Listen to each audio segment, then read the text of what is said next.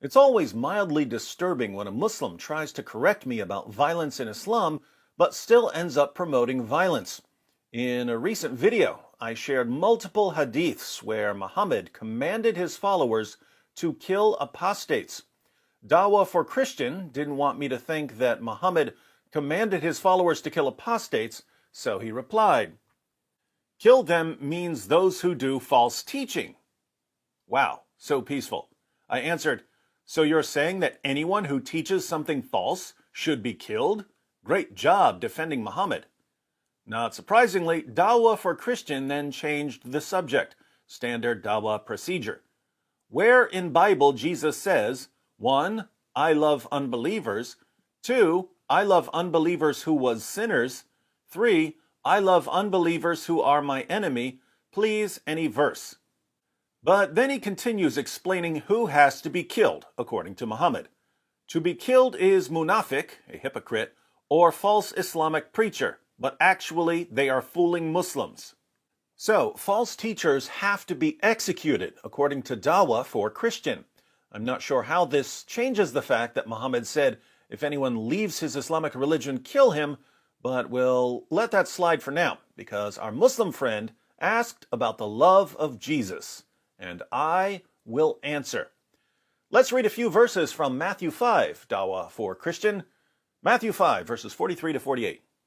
You have heard that it was said, you shall love your neighbor and hate your enemy. But I say to you, love your enemies and pray for those who persecute you, so that you may be sons of your Father who is in heaven. For he causes his sun to rise on the evil and the good, and sends rain on the righteous and the unrighteous. For if you love those who love you, what reward do you have? Do not even the tax collectors do the same? If you greet only your brothers, what more are you doing than others?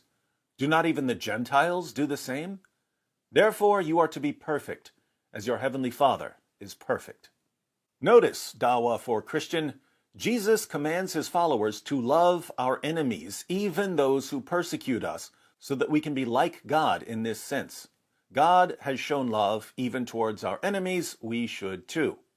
Notice also that Jesus looks down upon the sort of love that says, love me first and I'll love you back. If you love those who love you, what reward do you have? Do not even the tax collectors do the same? Tax collectors were among the people most despised by the Jews. They were viewed as traitors because they collected taxes from their own people to give to the Romans, and they would collect a little extra for themselves. Jesus says that even tax collectors love people who love them. Why is this important for you to know, Dawah for Christian? Well, what kind of love does Allah have? In Surah 3, verses 31 to 32, Allah tells Muhammad to say, if you love Allah, then follow me. Allah will love you and forgive you your faults, and Allah is forgiving, merciful. Say, obey Allah and the apostle, but if they turn back, then surely Allah does not love the unbelievers. So, if you love Allah, then follow Muhammad, and Allah will love you. But if you don't, then Allah will not love you. In other words, if you love Allah first and you obey him, then Allah will decide to love you back. But this is the kind of love that, according to Jesus, is no better than the love of a random tax collector. What this means is that, according to Jesus, the God of the Bible is greater than the God of the Quran. According to Jesus, the God of the Bible is perfect in love. The God of the Quran is limited in love and therefore defective. You follow a defective God, Dawah for Christian, and that's why you're so quick to call for the violent deaths of false teachers.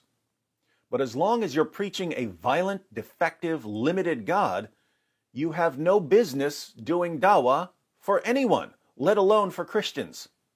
Turn to the true God, Dawah for Christian, and learn to love your enemies so that you can be a son of your Father in heaven.